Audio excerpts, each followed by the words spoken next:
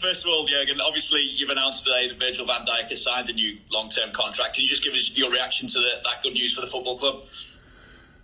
Yes, great news. The good thing about this signing is that we know him already, that we used him before already quite successfully, and we are really happy that he's happy here. And even more so after that obviously very difficult last year, that he is back on track, trains with the team, and prepares his very successful, hopefully very successful future at this club. So yeah, absolutely great news. Imagine we would have to buy this boy now. So thank God we only had to give him a new contract.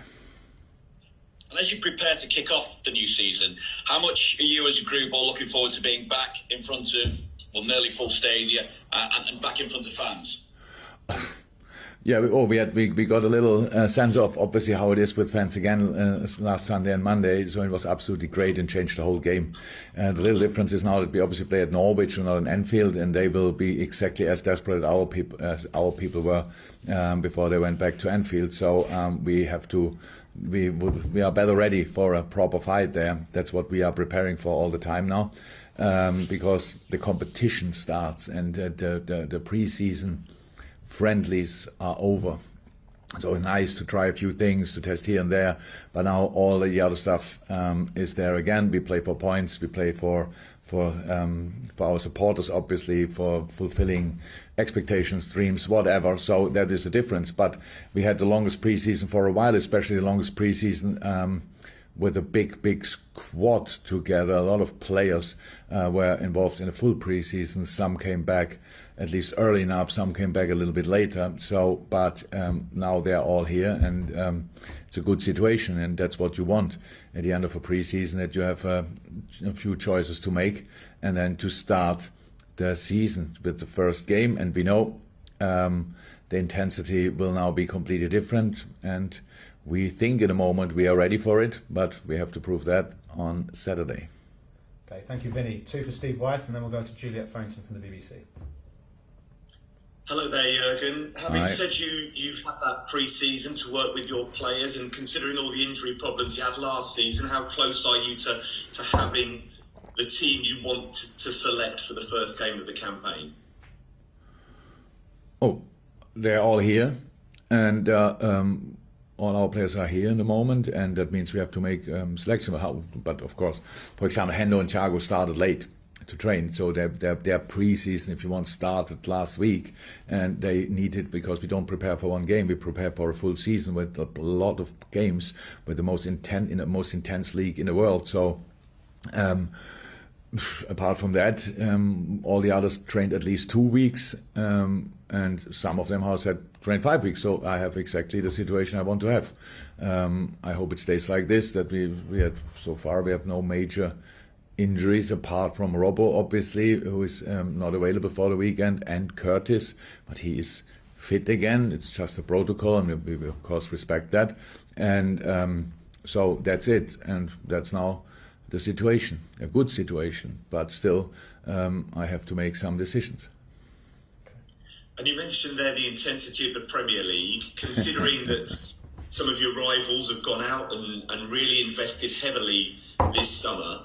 Are you expecting that the fight for the Premier League title to be even more intense than ever this time around? I don't know if is that possible. So yeah, last year obviously City was the gap was pretty big. The year before with us, the gap was pretty big. I'm not sure if it can get even more intense for all the rest. So we will see. Yeah, Chelsea obviously is not hiding their ambitions, and Man United isn't. City isn't. We don't want to hide our expectations or ambitions, because we want to fight for everything. But whatever will happen in the season, we don't know now. But in this moment, yeah, it will be a massive fight. And I mentioned only these 4, but it will not be only these 4. Looks like Leicester made really good business again. Arsenal is trying, Tottenham is obviously trying really hard, and there are so many teams. West Ham played the best season for a long time last year. They didn't get worse over the summer, so it will be an interesting league again, very interesting. So let's see how it starts, and then we can talk about that, and then let's make the next step. Okay. Plenty of interest now. So Thank we'll you. no problem, Steve. We'll go Juliet Farrington, then Ian from TalkSport. Juliet, for one. Hey Jurgen, good to see you again. Hi. After the brilliant pre-season that you would have appeared to have had with that month away, just training and working in that your own little bubble that you had, are you as excited, and you talk about playing for the fans with their expectations and dreams, are you as excited as the fans are for this season? Definitely. We had exactly the same time we were waiting exactly for the same amount of time. So I had 4 weeks preseason training, which is absolutely great, or 5 weeks, which is absolutely great, and I love that, and it's the best part of the season actually, because you can work on all the things you want to see later in the season, and it was good, but unfortunately, I'm pretty sure that the preseason of Norwich or the other teams was not bad as well. So they will be really good prepared as well. So that's good. So the most important thing is that you are ready for the competition then. And there's a completely different intensity to preseason games, obviously, which we have now again in the Premier League. Everything together, missing a chance in a preseason friendly, it's not a problem. It's always easy to explain. We had a hard session before yesterday and stuff like this. Now we should be rested. I don't expect 100%. I expect the available 100% tomorrow. That means I want us to develop during the season to reach a specific point, our absolute peak, and keep that then going for the full season. But I expect the available 100% for tomorrow, and that's a lot. So, and that's what we have to show. And then we have to be ready for all these pressure situations that you score or they score, and you have to react and all this kind of stuff. And that's something you can talk about in preseason, what we did, but then there's still a difference between the reality and what we were talking about before. So how do we react in stress situations? That's all interesting, and I'm really excited about that it's starting now again, because we all want to play proper competitive games. Preseason is important, but we all prepare only for the league, and the league starts now, and it's very exciting. Thank you, Juliet. We'll go to Ian for TalkSport, and then to Carl Woodward from BBC Merseyside. Hi Jurgen, how are you? Good, thank you. Jurgen, were you surprised that clubs like Manchester City spent £100 million on one player this summer? That obviously we saw Manchester United spend over £100 million on a couple of players, and that Chelsea spent nearly £100 million on a striker, considering we've just come through a pandemic? And how important is this to get a good start to the season as well?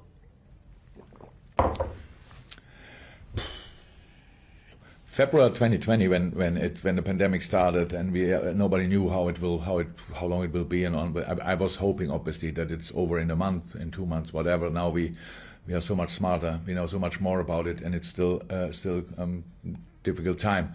So it was for everybody. It was for football clubs as well, obviously for different reasons, and that's probably the reason why you asked me if I'm surprised. No, because these clubs don't depend on this kind of things. I think it's just not. Yeah, we all know the situation of Chelsea, and we all know the situation of City, and we all know the situation of PSG, for example. What United is doing, I don't know exactly how they do it, but we have obviously our way to do it, and that's what was always the same. Since I'm in, it was always the same. We can spend, and we are allowed to spend the money we earn. And that's what we always did. So this year we spent already before we earned money with Ibu Konate, because after last season it was obviously clear we cannot take any risk in this position at all, and that's it. And that's our situation, and it's not about me being surprised. I'm never surprised about the financial power of Chelsea or City or United.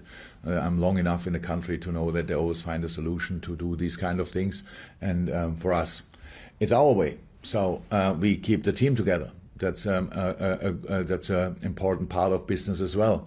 I know it's not that as exciting as it is with signing new players for the outside world, but it looks like always the summer is always the same.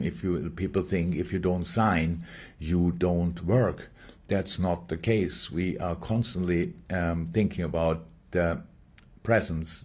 Or the past not so much, the present and the future. So short term and long term. What do we have to do? What can we do? How does the look?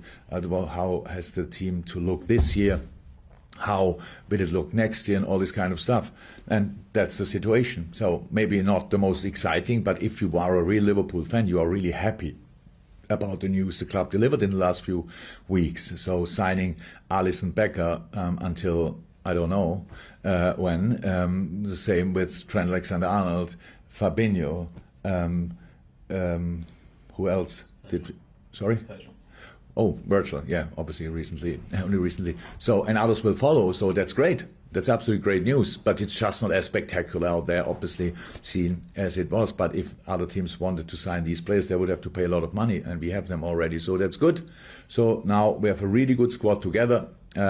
We should be in a better situation than we were last year, so let's try to build on that, what we achieved last year, and let's see where we will end up. And Ian also asked, is a good start important?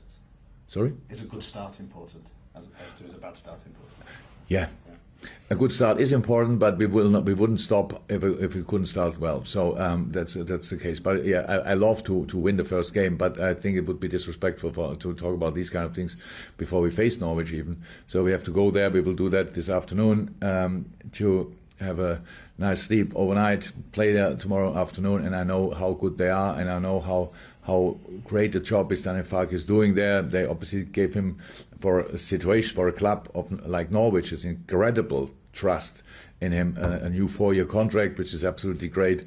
So they believe there in his work and the project, and you can see that they lost good players, or one at least, what I know about, but they did sensational business. Billy Gilmore is obviously one of the biggest Scottish talent for the last 50 years. Bring him in on loan. Then Rashica, I know from the Bundesliga. Sargent, I know from the Bundesliga. So 2 really good, exciting strikers, offensive players. So lost Bundia, yes, but the replacements they found. Now the little Greek boy who came in last week. So good business, so exciting what they are doing, and we have to be absolutely spot on to have a good start, and if we had a good start, then we can talk about that. Okay, we're going to order Carl Woodward and from Merseyside, and then we'll go to Carl Markham from Press Association. Carl.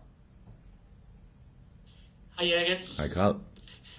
Just reflecting on the end of last season, the top 4 looked at it was getting away from you until you made that brilliant dash to the line. So how much of a boost did that give to you and the players, and what can you take from that going into the new campaign?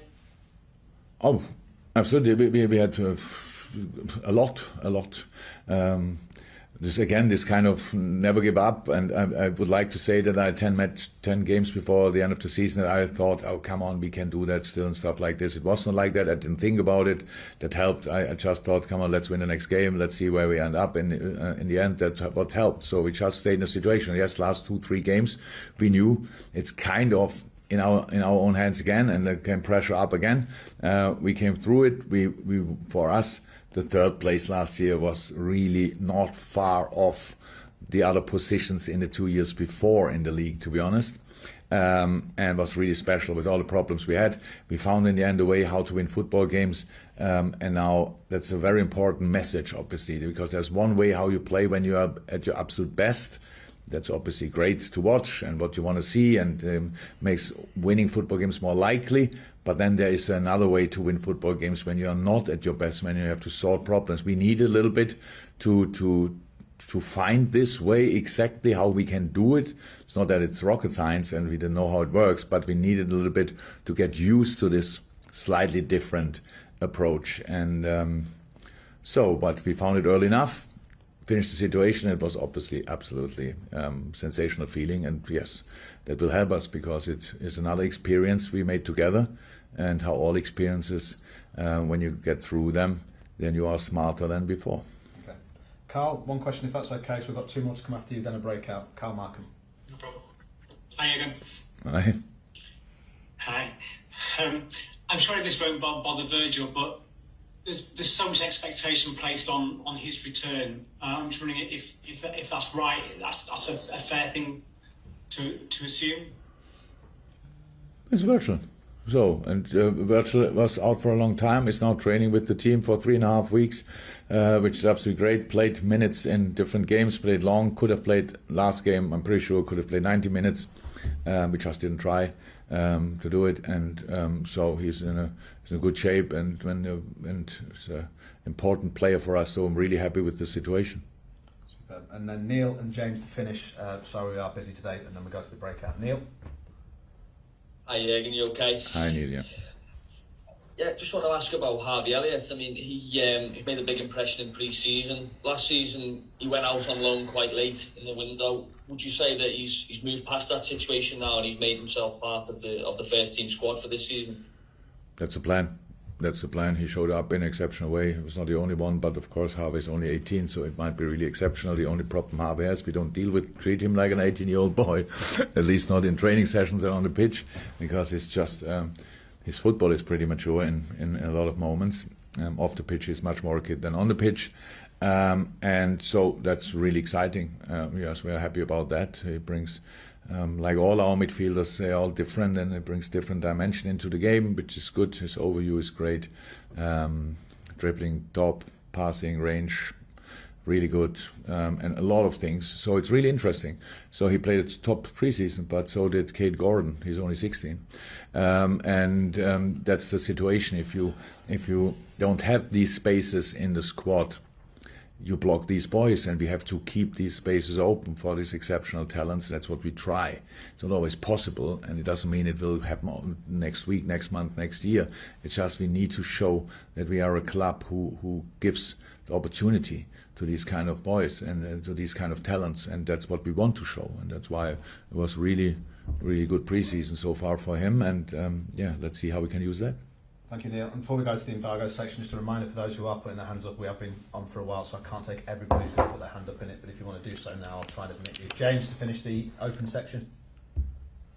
Hi, Jurgen. Just in terms of Gini Wijnaldum, obviously he left the club this summer. He hasn't been directly replaced in terms of the business you've done so far. Is that down to finances, or is that because you genuinely do see solutions within the squad? Because obviously he was such a key part of your unit.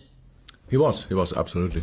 He was the most consistently available player, at least, and he was. And I think you don't have to hide the relationship I had with Ginny and how much I loved his way of play, how reliable he was as a player, and all this kind of stuff. So, but he's not here anymore, and. So now you tell me if you would sign a midfielder, and then tell me the name and I think about it. That would be really interesting. No, just to say we can count our midfielders, and then you tell me we need to replace Gini Wijnaldum. So we have now so far Henderson and Thiago had not really being involved in the preseason. Maybe a few days now. Let me say nearly a week. We played quite a few games with Milner, Naby Keita, and Harvey. So we have another midfield which played now the second game, I think, that was Oxley, Fabinho, Curtis Jones. Curtis, another player who can and will make the next step, and he's exceptional talent. So, yeah, I think these are the pure midfielders. For sure forgot somebody, which would not be nice. But as it's already only the numbers and different profiles of players and stuff like this. And now you tell me which player we need. I'm really interested, not angry, not annoyed, not at all. I'm really interested. Which kind of player would you like to sign? What should the player have we should sign? So should he score more goals than Gini? Should he defend better than Fab? Should he be more creative than Naby, Curtis, Ox, Harvey? What does you want? What do you want? Well, I think a lot of fans would say there's been a lack of goals from midfield. Maybe that would be one element that people would say that it could be improved. Yeah, so he should score more goals. Yeah, okay, makes sense. Then if I don't know which midfielder it is then who scores more goals from that position, then the boys tell us we never said we don't have to improve. We have to improve, but we have to score more goals from midfield positions. You have to create the situations for that. So it's not that you just can say with a midfielder, if a midfielder has to play for us in the way we play, then it's not that easy that he's constantly in goal scoring situations. So they have to do different jobs. We have a specific setup of our team. You see where our fullbacks are usually in attacking moments. You see who's in the box, who's there. We could have scored more goals, definitely yes. It's not about having a different player for that. It's about different positioning in that situation, and our boys can do that as well. I really understand that, and I'm not the 6th year here, and I think pretty much apart from the year when we signed Ali and Virg, it was always the same. It looks always we don't sign enough, we don't do enough, and this kind of stuff. But we were constantly on improving the team, and one part of it is signing new players. But the most important thing, and I actually think our fans appreciate that as well, is having a group together who is fun to watch, who is exciting to watch, who is fighting together, who creates a specific, who is definitely 100% committed to the club and to the values of the club and all this kind of stuff. And we have that. So in that loud, let's fight with all we have. And whatever happens until the end of the preseason, we will see. But we cannot just add on players to this squad and say, so, and now let's have a look how that works. Because you have to deal with the squad the whole year. And that's why if somebody wants to leave or leaves or stuff like this, then we have to think, do we have to replace it or not? With Gini, it's like that we have, if you want, 2 players who are not new, but can make the next step, with Harvey and Curtis, and Naby can make the next step. Had a full preseason, but it's exceptional preseason, so he can make the next step. We cannot just ignore that. And he's an outstanding player, which everybody wants to sign probably, and these kind of things. That's our situation, and we cannot compare. I said it before. We cannot compare to the other clubs. They obviously don't have any limits. We have limits, but we were quite successful even with having limits in the last few years, and that's what we should try again, and not using it as an excuse. If we will not win a game, we say then it was because we didn't sign him or him. That will not be the case. We want to use our sources, and that's passion and a good way and desire and a clear plan and all this kind of stuff, and direction, flexibility, all this kind of stuff. That's our football. That's what we want to use. And then let's see which is the right way. We cannot spend money we don't have. So, or we cannot. Maybe others can, but we can't. So that's it. That's my information.